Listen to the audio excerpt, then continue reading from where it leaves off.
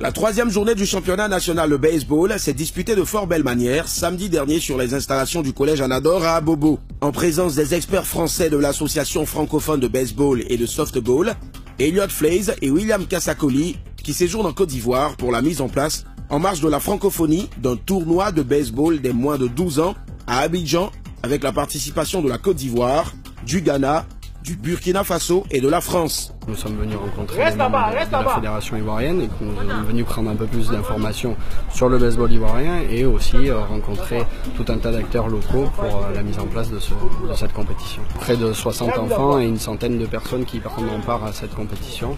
Les enfants venus à la fois du Burkina Faso, du Ghana, les enfants ivoiriens et puis l'équipe de France des moins de 12 ans. Donc, on a hâte d'être au mois de juillet, mais on a encore beaucoup de travail pour préparer ce tournoi. Et donc c'est pour ça qu'on va mettre cette semaine à profit pour bien réaliser cette compétition.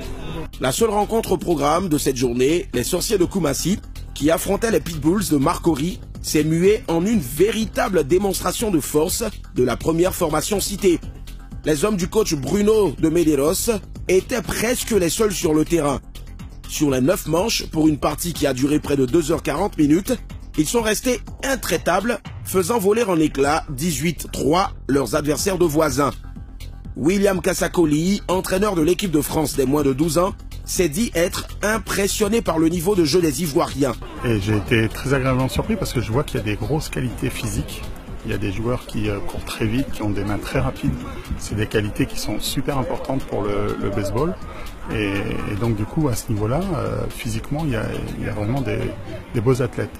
Après, techniquement, c'est sûr que ça fait pas très longtemps que certains joueurs jouent et il y a des manques techniques. Mais malgré ça, le jeu est de qualité et j'étais vraiment très surpris par les lanceurs qui lancent énormément de strikes, qui sont très efficaces et les batteurs qui ont des mains très rapides et qui sont capables de faire des contacts très solides. On a vu les balles partir au fond du terrain et ça dénote quand même des belles qualités.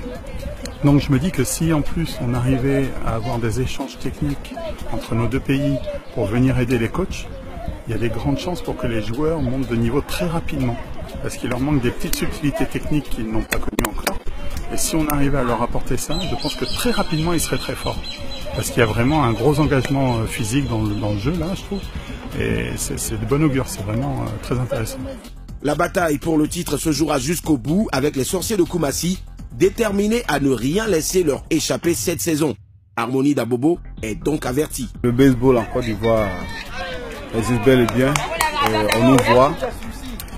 Au compte du championnat national, nous sommes à la 3e journée. Et ce championnat est dominé actuellement par les sorciers de Koumassi. Il faut dire que dans l'ensemble, le niveau du jeu ivoirien est acceptable. Une bonne réaction au niveau vraiment de nos apprenants.